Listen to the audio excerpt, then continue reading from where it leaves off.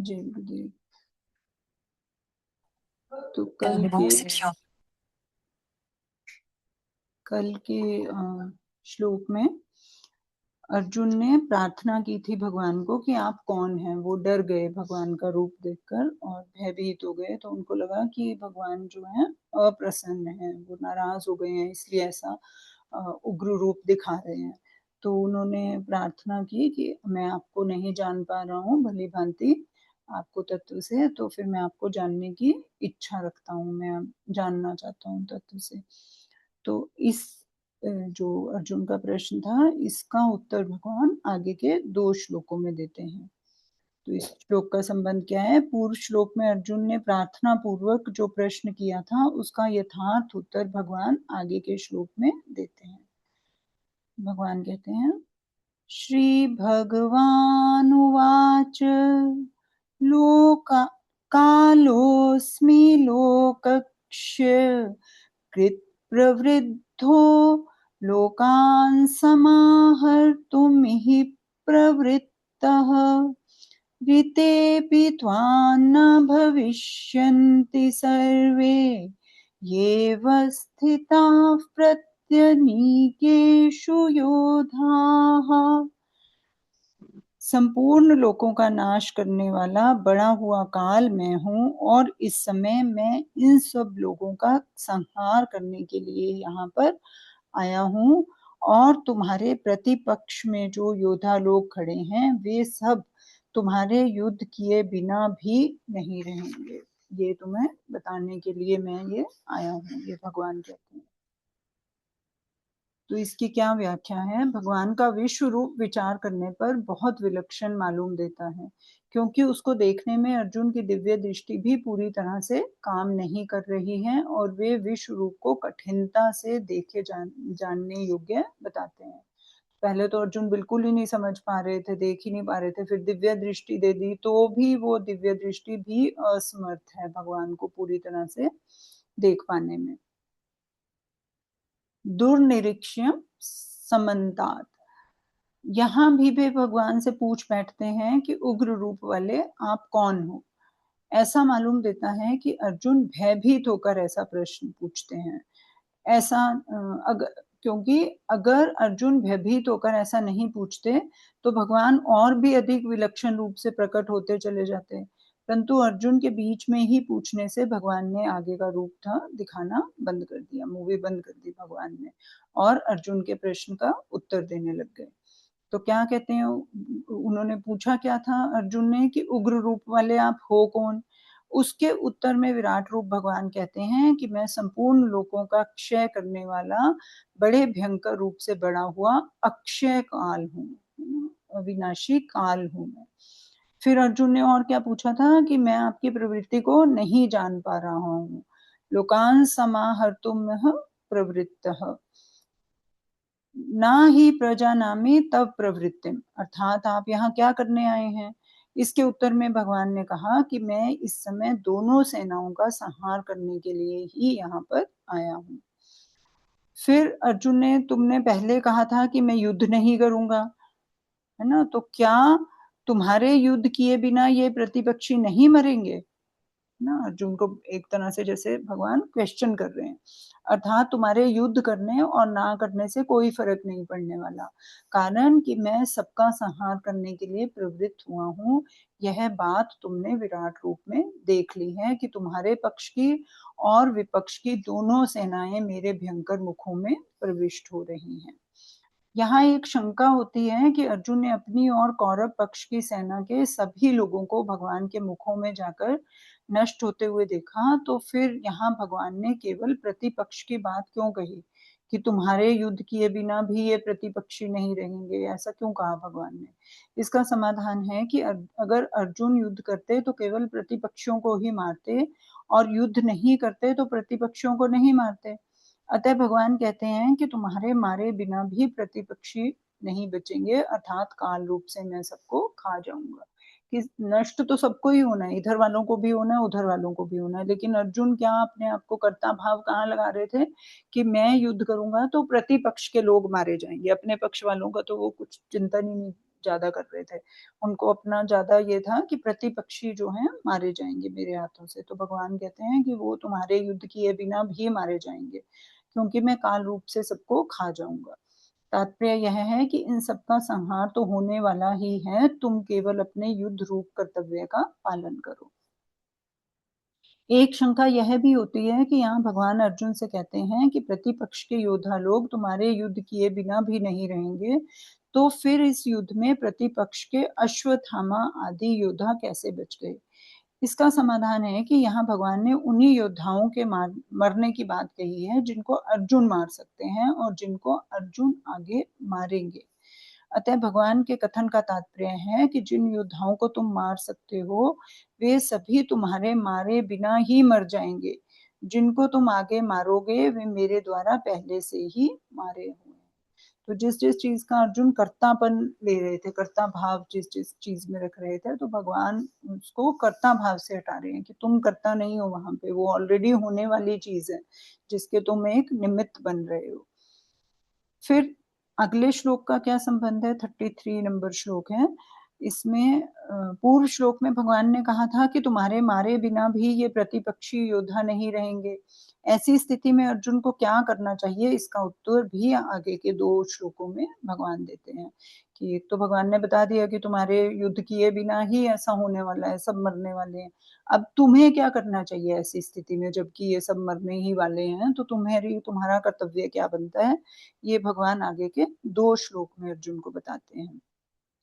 तो 33 नंबर श्लोक में भगवान क्या करते हैं? तस्मात् त्वमुत्तिष्ठ यशो लभस्व लभस्व जित्वा शत्रून् भुङ्क्षव राज्यं समृद्धम् मय्येवेते निहताः पूर्वमेव निमित्तमात्रं भव सव्यसाचिन्। इसलिए तुम युद्ध के लिए खड़े हो जाओ और यश को प्राप्त करो तथा शत्रुओं को जीतकर धन धान्य से संपन्न राज्य को भोगो। ये सभी मेरे द्वारा पहले से ही मारे हुए हैं। हे सव्यसाचिन अर्थात दोनों हाथों से बाण चलाने वाले अर्जुन, तुम इनको मारने में निमित्त मात्र बन जाओ। तो ये अर्जुन के लिए आदेश हो गया कि तुम्हें ऐसा करना चाहिए ऐसी स्थिति में। तो क्या कहते हैं व्याख्या कि तस्मात् त्वम उत्तिष्ठ यशो लभस्व। हे अर्जुन, जब तुमने ये देख ही लिया कि तुम्हारे मारे बिना भी ये प्रतिपक्षी नहीं बचेंगे, तो तुम कमर कसकर युद्ध के लिए खड़े हो जाओ और मुफ्त में ही जो यश मिलेगा, ये तो वैसे ही मर जाएंगे लेकिन नाम तुम्हारा हो जाएगा, तो तुम ऐसे उस यश को प्राप्त कर लो जो तुमने बिना बात के तुम्हारे किए बिना ही मिलने वाला है। तुम कर नहीं रहे हो, ये सब होने ही वाला था विधान के स्वरूप, लेकिन तुम्हारे को यश मिल रहा है उसका, तो तुम उसको प्राप्त कर लो। इसका तात्पर्य है कि ये सब कुछ होनहार ही है, जो होकर ही रहेगा और इसको मैंने तुम्हें प्रत्यक्ष दिखा भी दिया। अतः तुम युद्ध करोगे तो तुम्हें मुफ्त में ही यश मिलेगा और लोग यह भी बोलेंगे कि वाह वाह, अर्जुन ने तो विजय प्राप्त कर ली, अर्जुन ने सबको मार गिराया।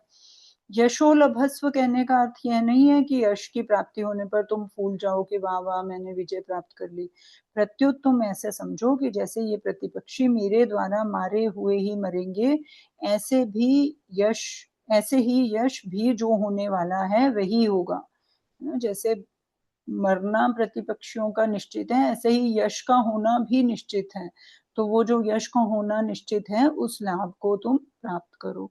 अगर तुम यश को अपने पुरुषार्थ से प्राप्त मानकर राजी हो जाओगे, तो तुम फल में बंध जाओगे। अगर सोचोगे कि मैंने मारा है और मेरे को ये यश मिला है, मेरा यश है, तो फिर उसके फल में बंध जाओगे, अपने को कर्ता मान लोगे, पुरुषार्थ अपना मान लोगे। लेकिन हमें क्या करना था? फले सक्तो निबध्यते, पहले बताया गया है हमें। तात्पर्य यह हुआ कि लाभ हानि यश अपयश सब प्रभु के हाथ में है।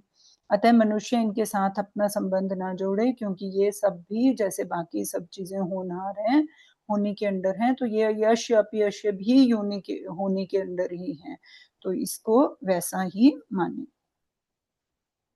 फिर कहते हैं जित्वा शत्रुन भुंकश्व राज्यम समृद्धम। समृद्ध राज्य में 2 बातें होती हैं। एक राज्य निष्कंटक हो, अर्थात उसमें बाधा देने वाला कोई भी शत्रु या प्रतिपक्षी ना रहे, और राज्य धन धान्य से संपन्न हो, अर्थात प्रजा के पास खूब धन संपत्ति हो, हाथी, घोड़े, गायें, जमीन, मकान, जलाशय आदि आवश्यक वस्तुएं भरपूर हो, प्रजा के खाने के लिए भरपूर अन्न हो। इन दोनों बातों से ही राज्य की समृद्धता, पूर्णता होती है। भगवान अर्जुन से कहते हैं कि शत्रुओं को जीतकर तुम ऐसे निष्कंटक और धन धान्य से संपन्न जो राज्य होगा उसको भोगो।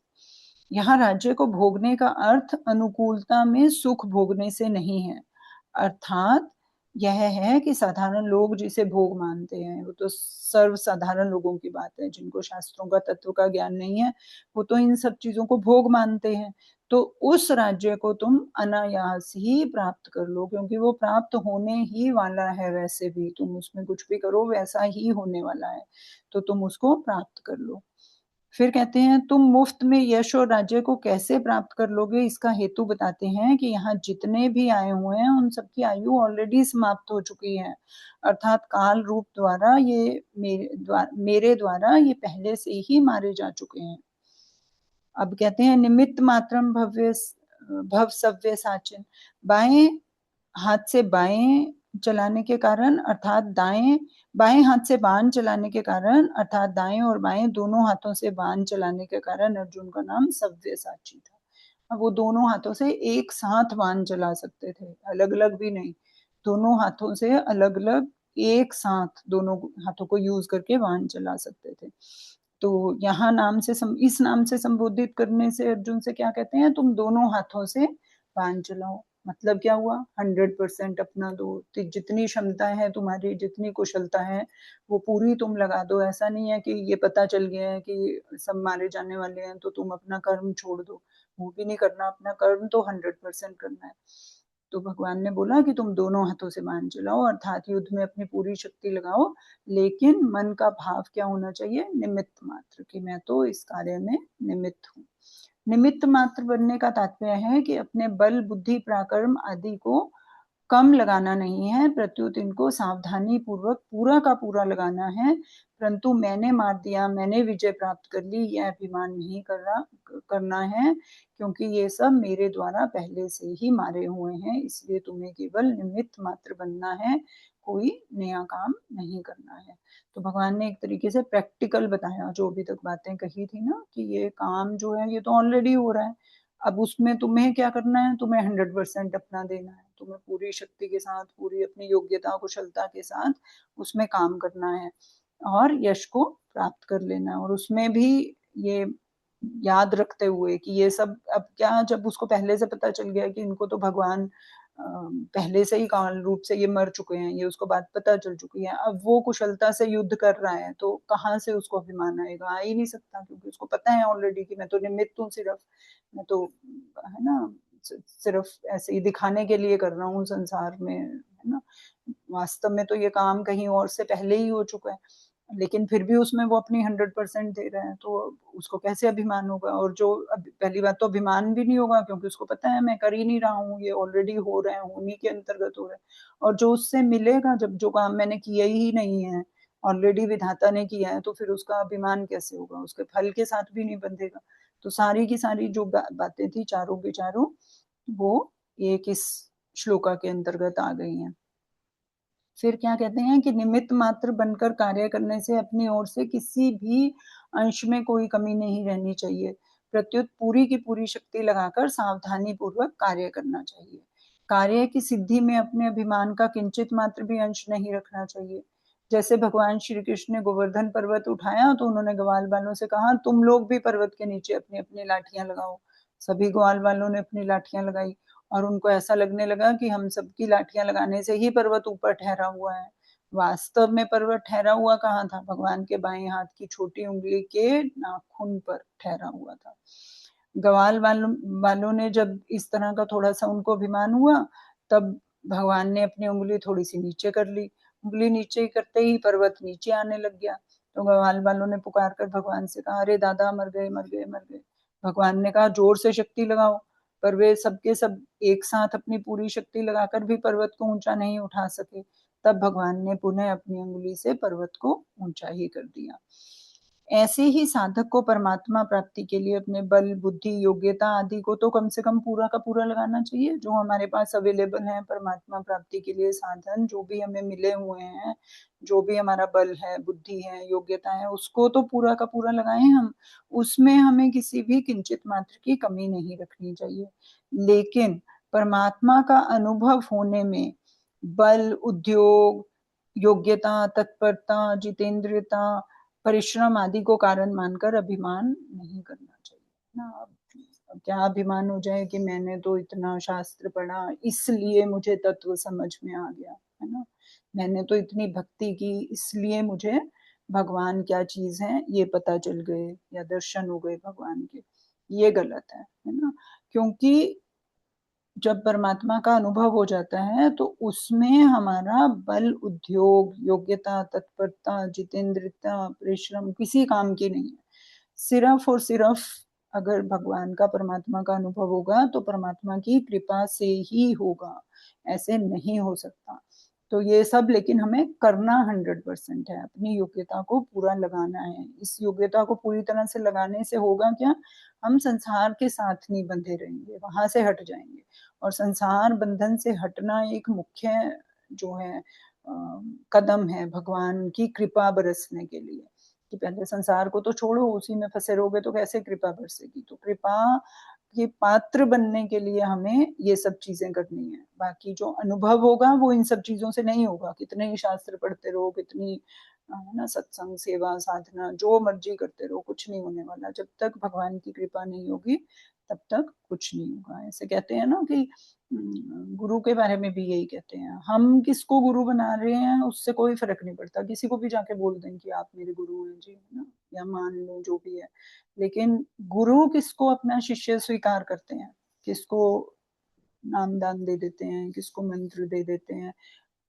तो क्या हुआ कि जब हम किसी को स्वीकार करते हैं, तो हम उनकी गुरु के साथ हम क्या, हम उनकी जो क्या अर्जित है उनका जो तपोबल से उनका जो अर्जित है ना, साधना से क्या बोलेंगे उसको, तपोबल अर्जित है जो उनका, वो उसके पात्र हम किसी को जाके किसी रिच बंदे को जाके बोल दें कि मैं तुम्हारा बेटा हूँ, बेटी हूँ, व्हाटएवर कोई भी रिश्ता बना लें, तो क्या फ़ायदा? कोई फ़ायदा नहीं।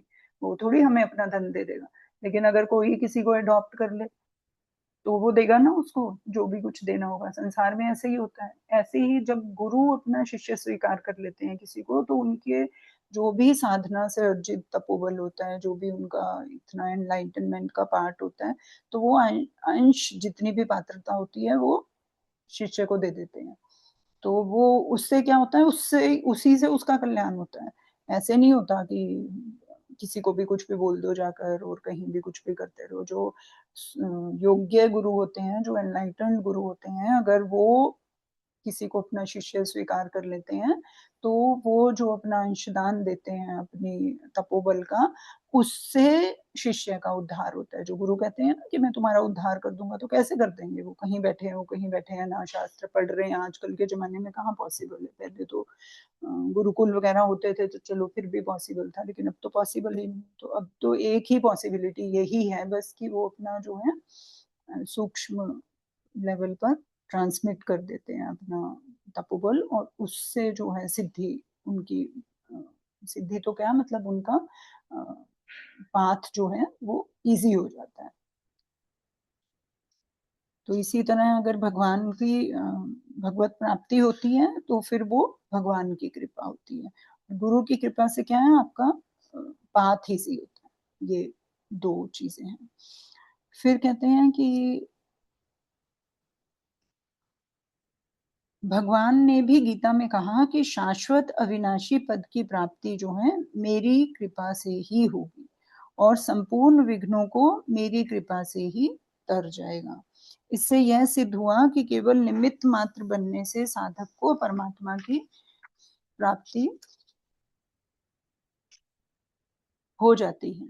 जब साधक अपना बल मानते हुए साधन करता है, तब अपना बल मानने के कारण उसको बार-बार विफलता का अनुभव होता है, क्योंकि कर ही नहीं सकते ना, किसी एक लेवल पे थे, तो कैसे ऊपर बढ़ेंगे जब तक कोई ऊपर वाला ऊपर नहीं उठाएगा, है ना? तो कैसे बढ़ेंगे? क्योंकि वो तो लेवल ही वही था, तो नहीं बढ़ सकते। तो तत्व की प्राप्ति में क्या है, देरी लगती है। अगर साधक अपने बल का किंचित मात्र भी अभिमान ना करे तो सिद्धि तत्काल हो जाती है। जहाँ पे सरेंडर किया हो कि मेरे बस का नहीं है, तो जो भी आपसे ऊपर वाला होगा, किसी भी लेवल पे बात कर लो, है ना? बड़े लेवल पे, छोटे लेवल पे, व्यवहारिक लेवल पे, जैसे ही आपने अपने बल का अभिमान छोड़ा तो जो जो भी आपसे इमीडिएट ऊपर होगा वो आप अपना जो है थोड़ा-सा आपकी हेल्प करेगा हमेशा। जॉब में भी होता है ना ऐसे, बॉस के आगे अगर अभिमान रखेंगे तो वो करेगा कुछ आपका काम? कुछ नहीं करेगा। अगर आप थोड़ा-सा ये कह दोगे मुझे नहीं समझ में आ रहा कैसे करना है, तो वो फटाफट से हेल्प कर देगा आपकी, बता देगा आपको क्या करना है, कैसे करना है। तो इस तरह से ये सीढ़ी दर सीढ़ी चलता है। तो साधक अगर अपने बल का किंचित मात्र भी अभिमान न रखे तो सिद्धि तत्काल हो जाती है। कारण कि परमात्मा तो नित्य प्राप्त है ही, केवल अपने पुरुषार्थ के अभिमान के कारण ही उनका अनुभव नहीं हो रहा कि मैं कर रहा हूँ, मेरे करने से हो रहा है, मेरे करने से चीज़ें मूव कर रही हैं। तो इस अभिमान के कारण ही हमें सिर्फ अनुभव नहीं होता। इस पुरुषार्थ के अभिमान को दूर करने में ही निमित्त मात्रम भव पदों का तात्पर्य है। ना एक हमारे जो नॉर्मल हम प्रार्थना करते हैं उसमें भी आता है ना बहुत बार, आरती और प्रार्थना में हमेशा आपने ध्यान दिया होगा, कभी आता है कि हे नाथ मैं कभी आपको ना भूलूं। कितनी बार आता है ना, क्योंकि मनुष्य तो इधर मन के अंतर्गत घूमता रहता है, जीव है ना, जीवात्मा है, तो वो तो कभी भी कहीं भी चल पड़ेगा। तो ये ड्यूटी भी भगवान की लगा दी ना कि आप ही करो इसका उपाय भी, कि मैं आपको कभी नहीं भूलूँ। तो अपने से ऊपर वाले के हाथ में डोरी पकड़ा दो कि आप देख लो, आपको करना है ना? तो फिर जल्दी जो है आपका उद्धार हो जाता है। कर्मों में जो अपने करने का अभिमान है कि मैं करता हूँ तो होता है, अगर मैं नहीं करूँ तो नहीं होगा, यह केवल अज्ञानता के कारण ही अपने में आरोपित कर रखा है। बस हमने मान रखा है कि हम कर रहे हैं तो हो रहा है, नहीं तो नहीं हो सकता कुछ भी। अगर मनुष्य अभिमान और फलेच्छा का त्याग करके प्राप्त परिस्थिति के अनुसार कर्म करने में निमित्त मात्र बन जाए तो उद्धार स्वतः सिद्ध है। फिर उस उद्धार को कोई रोक ही नहीं सकता। क्या करना क्या है, प्राप्त परिस्थिति जो भी है उसमें अपना कर्तव्य कर्म करने में निमित्त मात्र बनना है और कर्तापन का अभिमान और फलेच्छा का त्याग करना है। पूरी की पूरी गीता का ये वन लाइन जो है, दिस इज द सार गीता का। बाकी सारा जो है इसके अराउंड ताना बाना है, तो इस लाइन को तो अंडरलाइन करके रोज पढ़ लेना चाहिए कि करना क्या है अल्टीमेटली हमें। इसका कारण क्या है कि जो होने वाला है वो तो होगा ही, उसको कोई अपनी शक्ति से रोक नहीं सकता, और जो नहीं होने वाला वह नहीं होगा, उसको अपने बल बुद्धि से कोई कर भी नहीं सकता।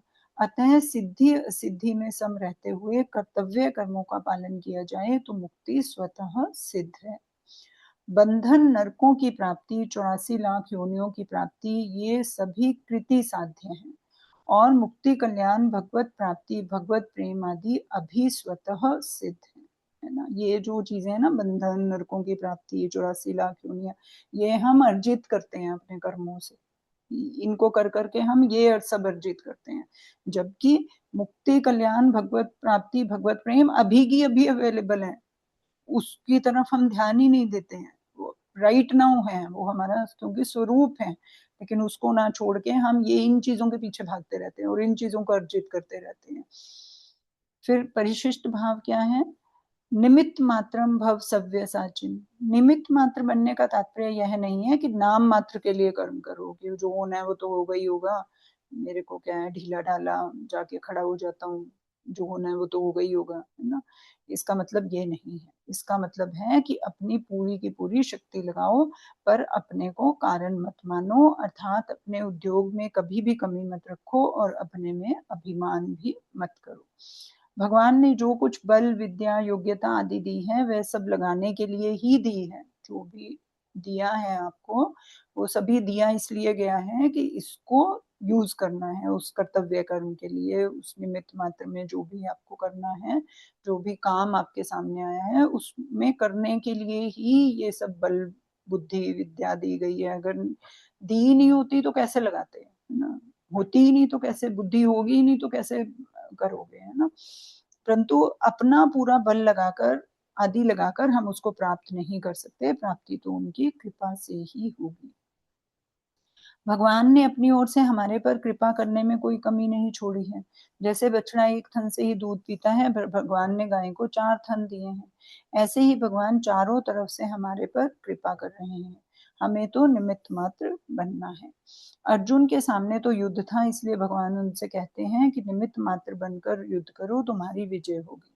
इसी तरह हमारे सामने संसार है, अतः हम भी निमित्त मात्र बनकर साधन करें तो संसार पर हमारी विजय हो जाएगी। हम कहते हैं ना कि हम फंस जाते हैं, हमारी तो बुद्धि नहीं चलती है ना, और क्या क्या बहाने बनाते हैं कि ऐसे प्रलोभन जो है, संसार खींचता रहता है, माया अटकाती रहती है, कुछ भी बोलते रहते हैं बचने के लिए। तो अगर हम निमित्त मात्र बनकर अपना काम करें तो फिर ये सब चीजें हमारी रुकावट नहीं आएंगे, और हम जो चाहे जैसा चाहें वैसा, जितना टाइम हम अपना साधना सेवा सत्संग के लिए या जो भी हम भगवत प्राप्ति के कार्य में जैसे भी लगाना चाहते हैं या संसार की सेवा में लगाना चाहते हैं, वॉट एवर जो भी हमने सोचा है, तो कोई जो चीज है हमारे रास्ते का बंधन नहीं बन सकती है अगर हम इस सिद्धांत के ऊपर चले। ठीक है जी। तो आज बहुत ही प्रैक्टिकल श्लोक हमारा बहुत दिनों के बाद निकल कर आया है ना। अभी तक भगवान अपने विराट रूप का दर्शन करवा रहे थे, तो अब आगे से हम कल करेंगे 34 नंबर से। अभी किसी को कुछ ऐड करना है आज?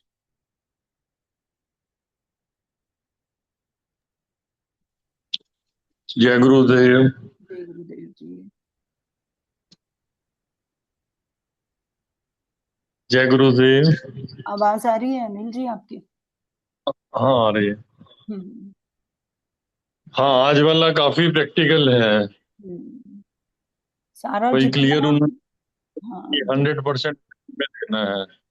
जितना हमने अभी तक पढ़ा है एक ही लाइन में उसका जो है सार हमें मिल गया। हाँ सारा मिल गया। हाँ सारा सार एक कि लाइन। अहंकार भी नहीं करना, निमित्त निमित्त बन करके करना है। हम्म।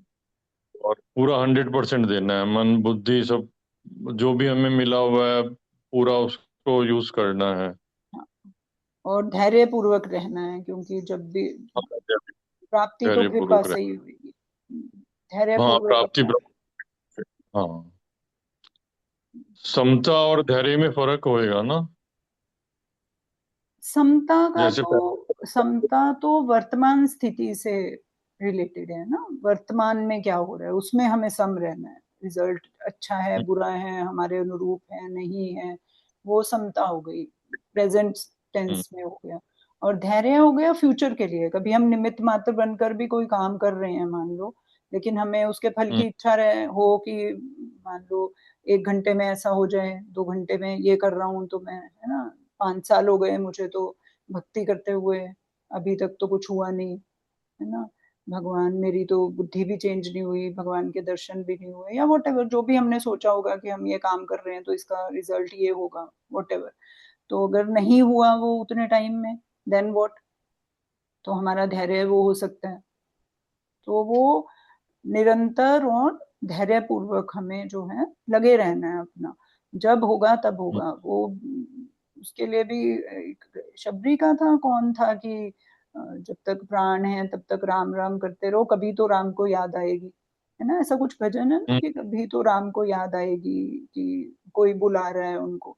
तो अपना काम सिर्फ, वाणी दी है तो अगर मन में ये आ गया कि राम राम करते रहना है तो करते रहो, जब आएगी तब आएगी, क्योंकि होना तो भगवत कृपा से ही है। अब हमें नहीं पता ना हमारे पूर्व कैसे इम्प्रेशंस हैं, वो कितने राम नाम लेने से कटेंगे हमें क्या पता, है ना, कि 4 लेने से कटेंगे या 4 लाख लेने से कटेंगे या 4 करोड़ लेने से कटेंगे, हमें नहीं पता। तो जितनी बल हम्म, बुद्धि सामर्थ्य है, जो भी हमारे पास अवेलेबल है भगवत प्राप्ति के लिए साधन, उसको लगाते रहो।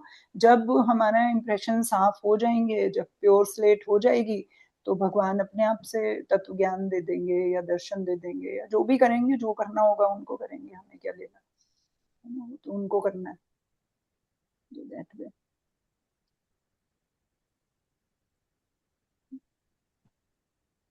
ठीक है जी। जगमोहन जी, आप कुछ ऐड करना चाहते हैं? नहीं नहीं, अब सब कुछ निष्कर्ष निकाल दिया आपने, सब कुछ अनिल जी ने और आपने, तो उसके बाद हम तो अपना काम करते जाइए बस प्रभु का नाम लेके, बाकी फल इच्छा तो उनकी है उन्होंने देनी है। कल मिलते हैं फिर, है ना? हाँ जी, जय गुरुदेव। जय गुरुदेव। जय जय गुरुदेव।